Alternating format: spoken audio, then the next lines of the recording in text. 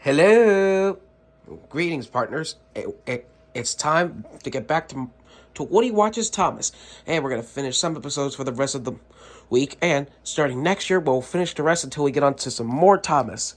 So, now, I pulled up another VCR tape, and it is right there on the chair. It's called Thomas, Percy, and the Dragon and Other Stories. And the storyteller is George Carlin. Now, so the episodes we got on this VHS tape is Thomas, Percy, and the Dragon, The Deputation, Donald and Douglas, Time for Trouble, A Scar for Percy, and the Diesels. Oh, and Edward's exploded. Exposed.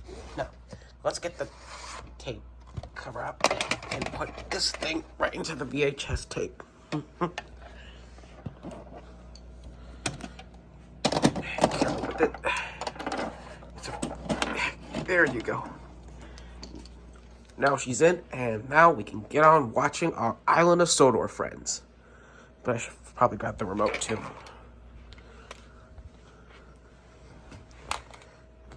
And turn it up, the volume a bit. Say 20. We'll do the trick, yeah.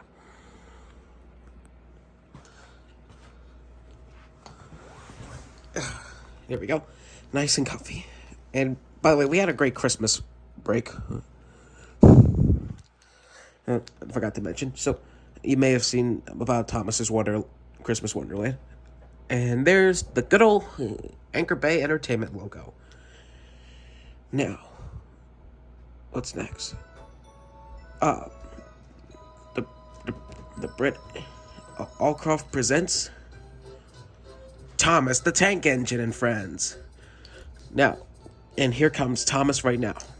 I should probably turn up the volume again. And he's passing by the windmill and under the bridge, which is presenting Thomas, Percy, and the Dragon. Told by George Carlin for the original U.S. narrator for 1 and 2 and 3 and 4 seasons. Thomas and Percy are good friends, but sometimes Percy... So, Thomas, Percy, and the Dragon. Here we are. We may have seen this episode in that Halloween episode, but we can give it a second try, right? Wake up, Thomas. Are you dreaming about the time you thought I was a ghost? Certainly not. Anyway, I was only pretending to be scared. I knew it was you, really. Are you sure, partner? Percy went on teasing him. I hope the guard leaves the light on for you tonight. Why? Asked Thomas. I quite like the dark. Oh, really? Exclaimed Percy. I am surprised. I always thought you were afraid of the dark. I wonder why. Percy is such a cheeky engine. Nothing and went to sleep instead. And a little different version, since his eyes were finally closed at Thomas's Halloween spectacular DVD that we watched in October. His eyes were open, so yeah. So I guess this is the original version, so yeah. Wait and see, replied Sir Topham Hatt. Meanwhile, Percy was moving freight cars into a siding. Henry arrived with his goods train. Here comes Henry. The signalman changed the switches, and Percy waited on the siding until Henry had steamed by. Bye, Henry. Now, what else is new? What? Then there was trouble. Uh-oh. The switches are jammed, called the signalman. I can't switch them back for Percy. The workmen will have to mend them in the morning. It's too late now. The signalman's right. As we all know from the last episode, of course. You'll have to stay here for the night. Where are you going? Asked Percy. Home for tea, replied the fireman. Percy was speechless. More like angry at his driver. The other engines went home to the shed. And off goes James. Nighttime came, and Percy began to feel very lonely. Huh. Oh dear, he murmured. It's very dark. Oh, what's that? It's only the owl, Percy. Don't be silly. There's nothing to be scared of. Oh, I wish Thomas were here too. Got a little cough there, partners. Now, off to the docks, and Thomas is waiting for his mysterious load. What is it? Suddenly, there it was. Ah! It's a dragon! Oh, wait. I remembered this episode. It's the carnival dragon. Why do we keep getting scared by dragons? This dragon is made of paper. It's for the carnival tomorrow. How can I completely forgot? Workmen lifted the dragon onto Thomas's low loader and put lights all around it for protection. Ooh. Thomas set off into the misty night. Now off he goes. Through the misty fog. Percy was asleep on his side. And Percy's asleep. No idea that Thomas was approaching him. Kind of sounds like Jaws a bit. You know, the music kind of sounds like Jaws. You know, the shark movie? Yeah. Kind of sounds like it. Percy woke up with a start. And he didn't know it was Thomas coming by. Help! Cried Percy.